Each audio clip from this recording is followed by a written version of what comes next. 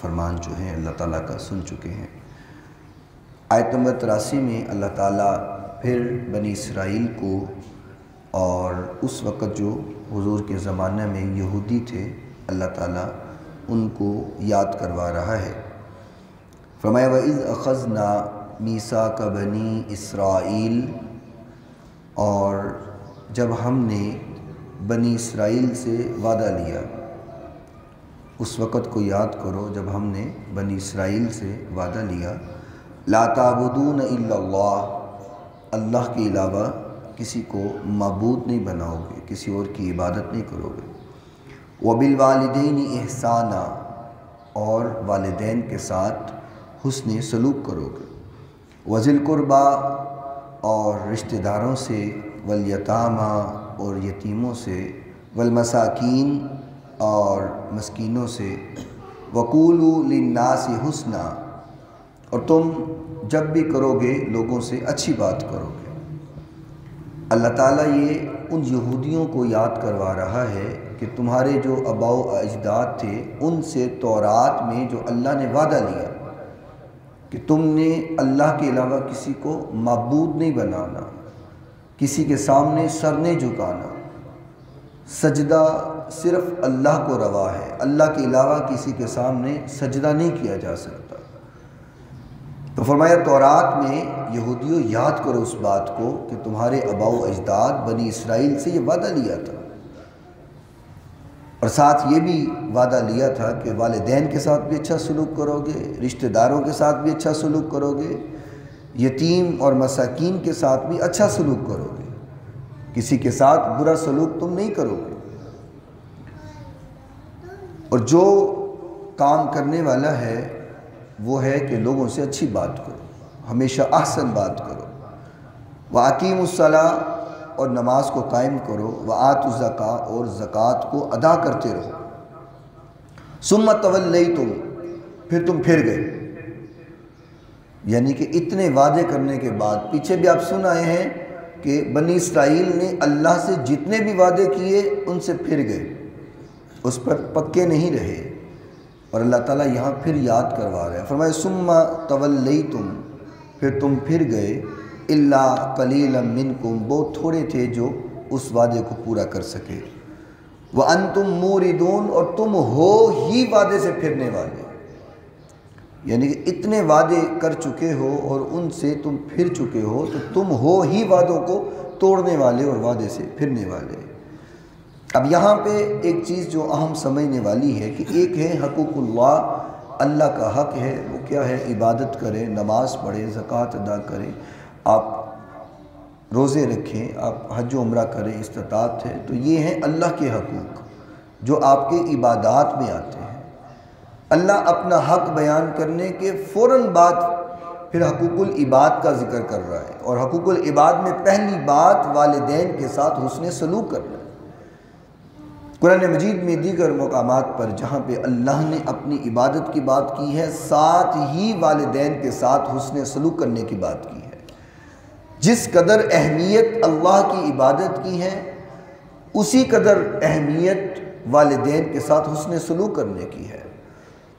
اور پھر رشتہ دار ہیں، آج لوگ مسجدوں میں قالین بچھا رہے ہیں، اب رمضان ہے، اکثر لوگ بڑا بڑھ چڑھ کر کے کام کر رہے ہوتے ہیں، جی قالین بچھ رہا ہے، مسجد میں پنکھے لگ رہے ہیں، یہ جی ٹائلیں لگ رہی ہیں، جی بڑی بڑی افطاریوں کا اہتمام ہو رہا ہے، کھانا پکایا جا رہا ہے، لوگوں میں تقسیم کیا جا رہا ہے۔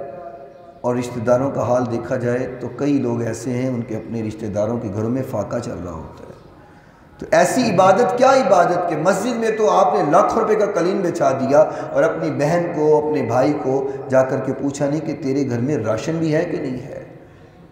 بہترین صدقہ وہ ہے، فرمایا کہ تم اپنے رشتہ داروں میں کرو، رشتہ داروں میں اگر نہیں ہے تو پھر اپنے پڑوسیوں میں دیکھو، پڑوسیوں میں نہیں ہے تو پھر آپ دیکھو کہ جہاد کرنے والوں کو، تعلیم حاصل کرنے والوں کو، طلباء کو، مدارس کو، پھر دور دراز جہاں پہ آپ چاہو خرچ کر سکتے ہو، لیکن پہلا حق تو رشتہ داروں کا ہے۔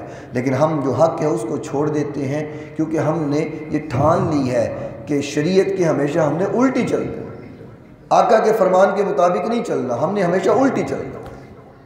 تو حضور نے تو کہا ہے کہ پہلے رشتہ دار دیکھو، تو ہم کہتے ہیں لے رشتہ دارانوں جے دے دیتا نے تے سر تے چڑھ جان گے. یہ ایک بڑا عجیب سا تاثر ہے اور ہمارے معاشرے کے اندر عجیب سی بات پیدا ہو گئی ہے کہ رشتہ دارانوں دواں گے تے اے تے سر تے چڑھ جان گے جی, اے تے ہور ساڈے کول منگن لگ پین گے جی. بہرحال شریعت کا قانون یہی ہے. پھر فرمایا وَقُولُوا لِلنَّاسِ حُسْنًا, لوگوں سے اچھی بات کرنی ہے. حضور نبی کریم صلی اللہ علیہ وسلم نے ایک بار حضرت ابو ہریرہ رضی اللہ تعالیٰ عنہ اس کے راوی ہیں, حضور نے سوال فرمایا صحابہ تم جانتے ہو غریب انسان کون ہوتا ہے, مفلس ترین انسان کون ہوتا ہے؟ تو صحابہ نے فرمایا حضور جس کے پاس پیسہ نہیں ہے, دولت نہیں ہے, مال نہیں ہے, جس کے پاس رزق کی فراوانی نہیں ہے تو وہ غریب ہے. آپ نے فرمایا نہیں وہ غریب نہیں ہے. فرمایا ان المفلس من امتی من یاتی یوم القیامہ, فرمایا قیامت کے روز میری امت کے جو مفلس ترین لوگ ہیں وہ ہوں گے کہ جب اللہ کے حضور پیش ہوں گے تو بصلاۃ وصیام وزکوٰۃ, ان کی نمازیں بھی بہت ہوں گی اور ان کے روزے بھی بڑے ہوں گے اور ان کی زکوٰۃ بھی بہت ہوگی. 3 باتیں حضور نے فرمائی, بصلاۃ وصیام وزکوٰۃ, کہ نمازیں بھی پڑھ ڈھیر لگا دی ہے اور ماتھے کے اوپر نشان پڑ گئے ہیں نمازیں پڑھ کے, روزے رکھ کر کے انتہا کر دی ہے اور اتنا خرچ کیا ہے کہ بس چھوڑ ہی دیں بات, خرچ ہی کیا جا رہا ہے. 3 کام ہے. اور فرمایا کہ اتنی نیکیاں ہوں گی کہ پہاڑ بنے ہوں گے اور ان قریب ہے کہ اللہ ان کو حکم دے گا فرشتوں کو کہ اس کو جنت میں لے جاؤ, اور یہ بھی بڑے خوش ہوں گے کہ بس اب ہم ان قریب ہے کہ جنت میں چلے جائیں گے. تو ایک طرف سے آواز آئے گی قد شتم ھذا, یا اللہ ابھی نہیں, اس نے مجھے گالیاں دی تھی اس کا بدلہ چاہیے. وقذف ھذا, پھر آواز آئے گی الزام تراشی کی, مجھے بدلہ چاہیے. وَأَكَلَ مَالَ ھذا, آواز آئے گی میرا مال کھایا ناجائز, مجھے بدلہ چاہیے. وَسَفَكَ دَمَ ھذا, آواز آئے گی میرا خون بہایا, مجھے بدلہ چاہیے. وَضَرَبَ ھذا, مجھے مارا, ظلم کیا, مجھے بدلہ چاہیے. 5 آوازیں آئیں گی. عبادت کتنی ہے؟ 3, بصلاۃ وصیام وزکوٰۃ, نماز, روزہ, زکوٰۃ, 3 عبادات اور بہت بڑی عبادات ہے, کوئی شک نہیں. وقت نکالنا اللہ کے لیے, اپنے کام کاج سے آنا, اللہ کے سامنے جھکنا, مسجد میں نماز پڑھنا بہت بڑا عمل ہے. آپ پیچھے درس میں سن چکے ہیں کہ اللہ خود کہہ رہا ہے کہ یہ بہت مشکل کام ہے لیکن خشوع کرنے والوں کے لیے نہیں ہے. 3 بڑی عبادات. اور گناہ کون سے ہیں؟ قد شتم ھذا, 5 گالی دینا پہلا.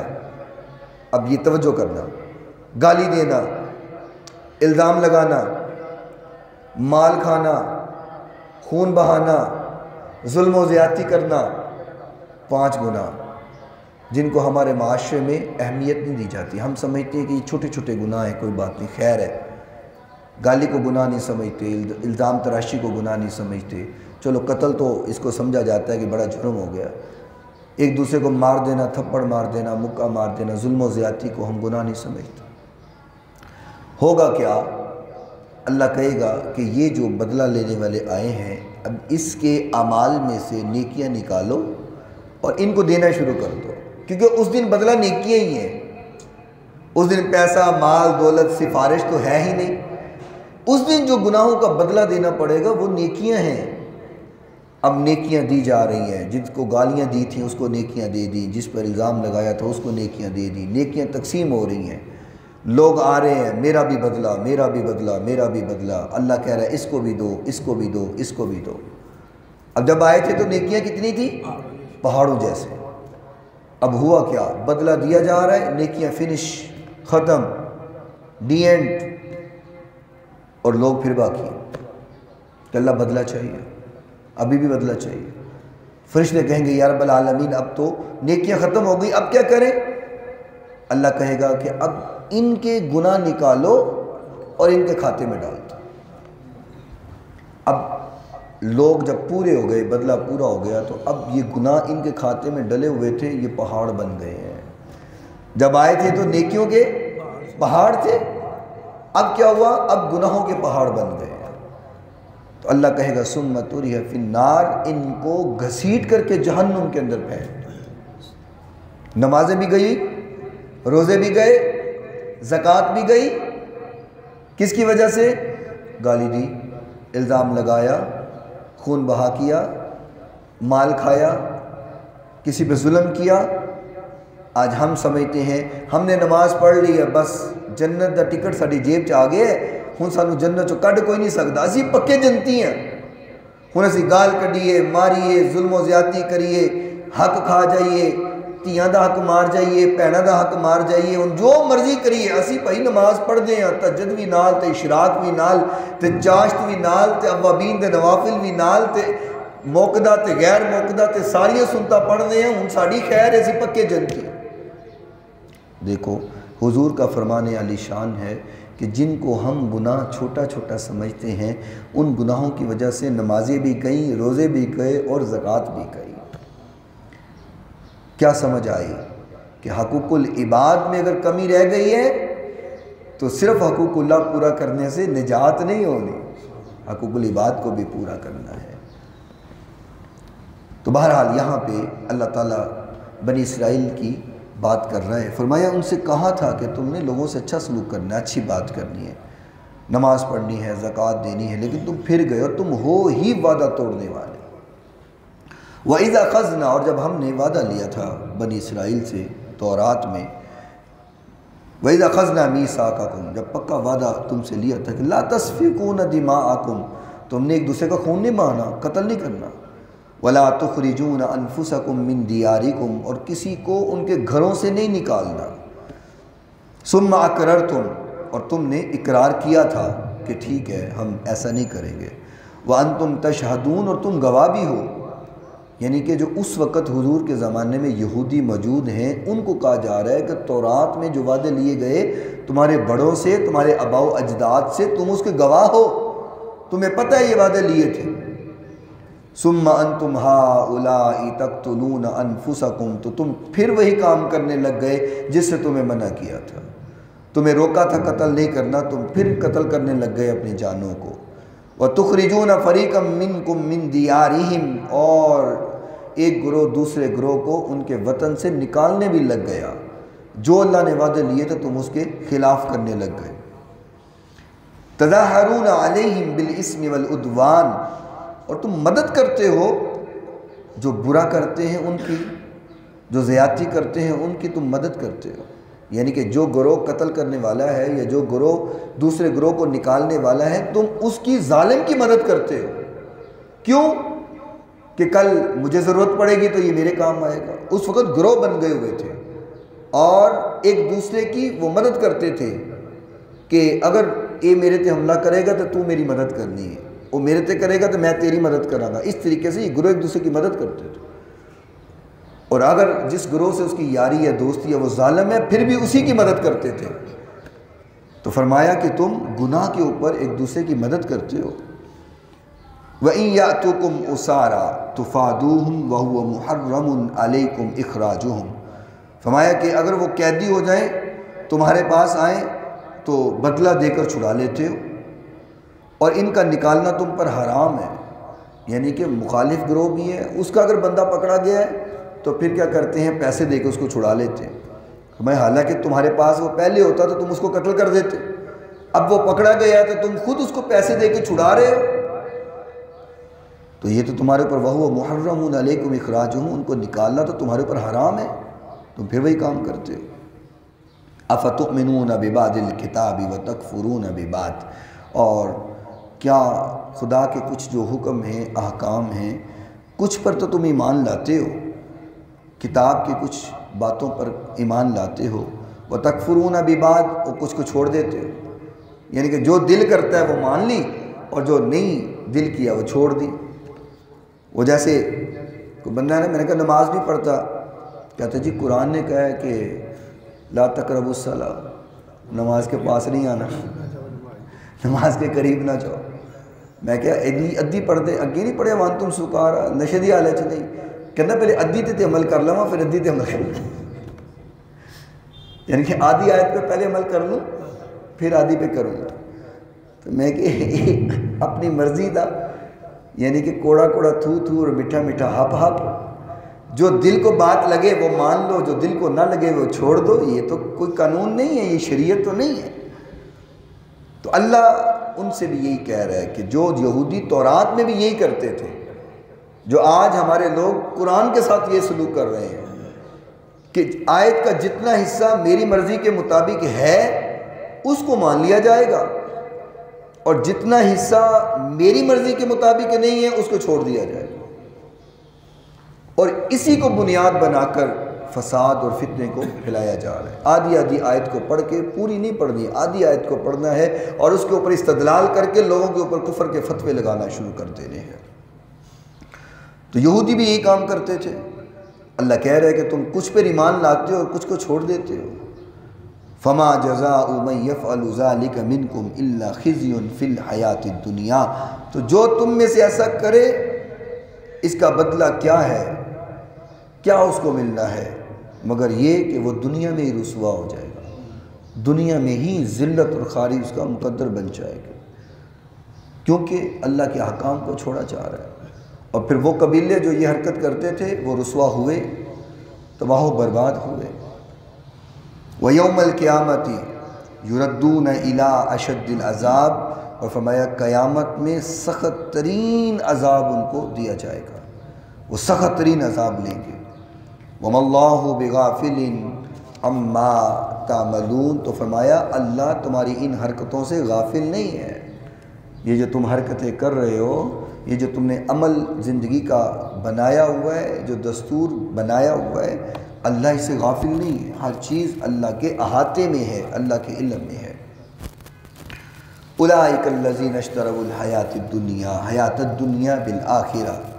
فرمایا یہی وہ لوگ ہیں جنہوں نے آخرت کے بدلے صرف دنیا کی زندگی کو لیا ہوا ہے.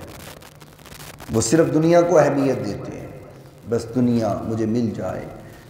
شریعت کی دھجیاں اڑتی ہیں تو اڑ جائیں، شریعت کے اصول بدلتے ہیں تو بدل جائے، لیکن دنیا راضی ہونی چاہیے.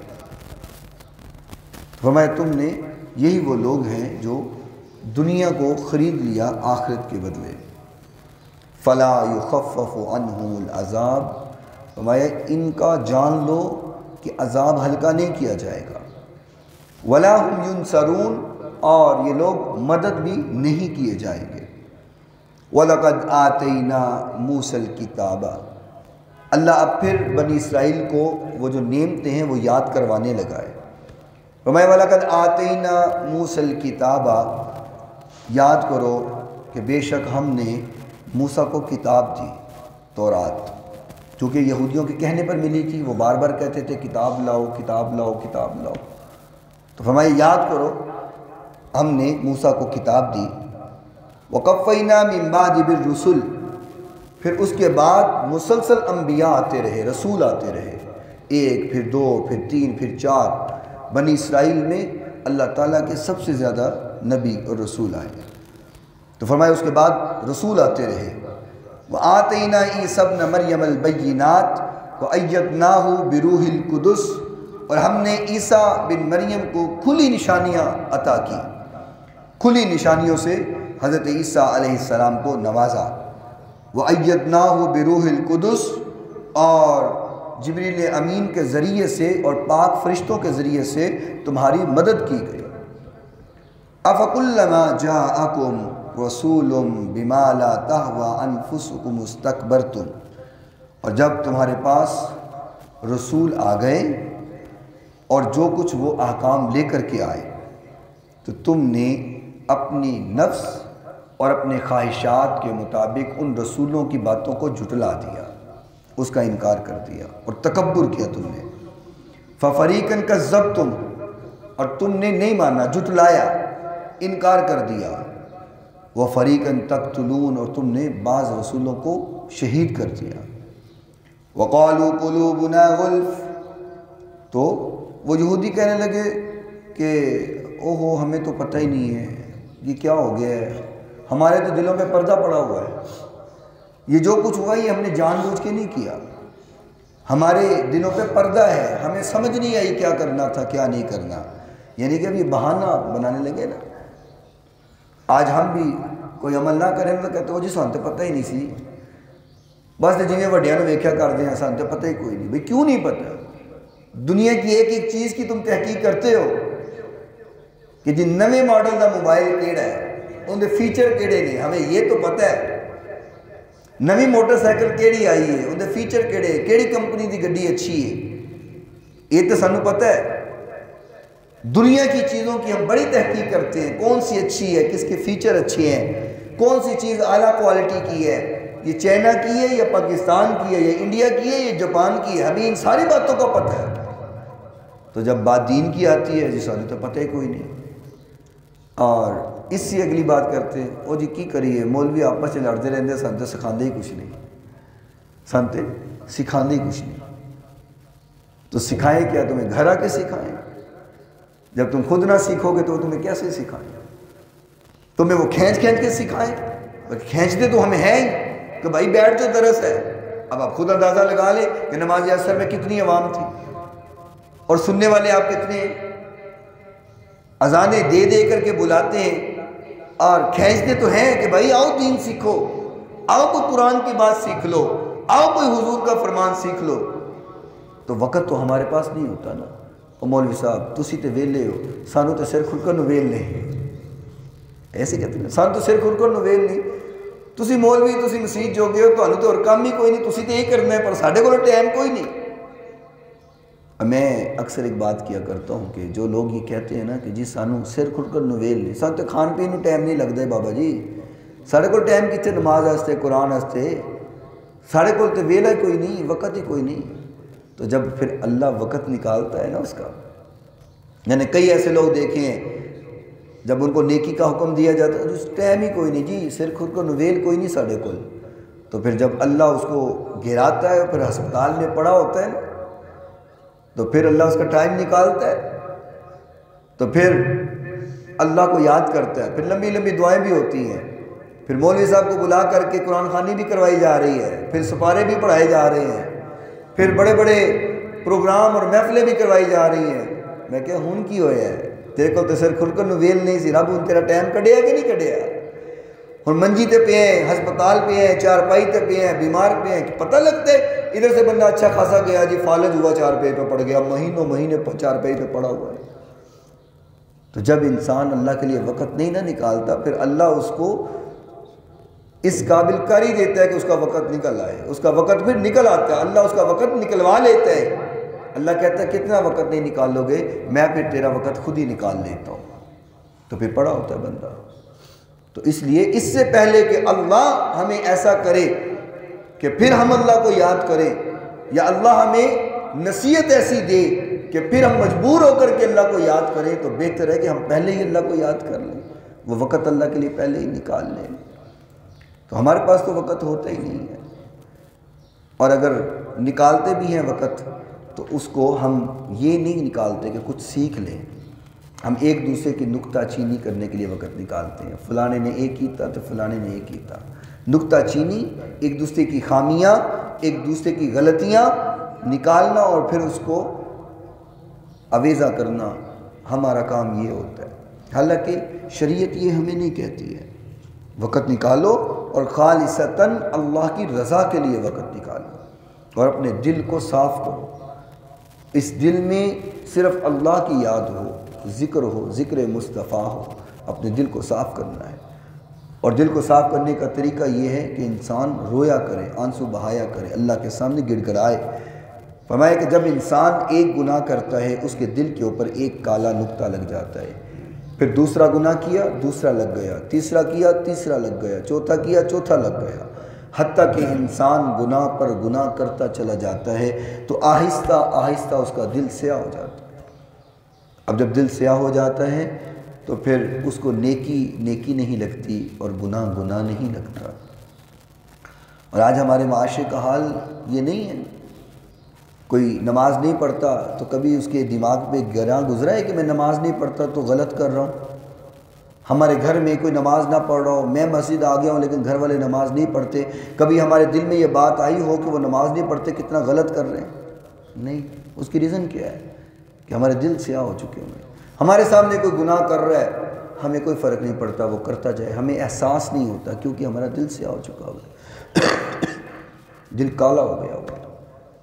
ہاں یہاں کوئی زنا کر رہا ہے تو ہمیں وہ بہت برا لگتا ہے کہ زنا کر رہا ہے، ہم اس کو ذلیل بھی کریں گے، اس کو ماریں گے بھی، محلے سے بھی نکال دیں گے، ہم اس کو الٹا بھی لٹکا دیں گے، ہم ڈنڈے بھی ماریں گے، پتھر بھی ماریں گے، کیوں؟ جس نے زنا کیا ہے، گناہ کیا ہے۔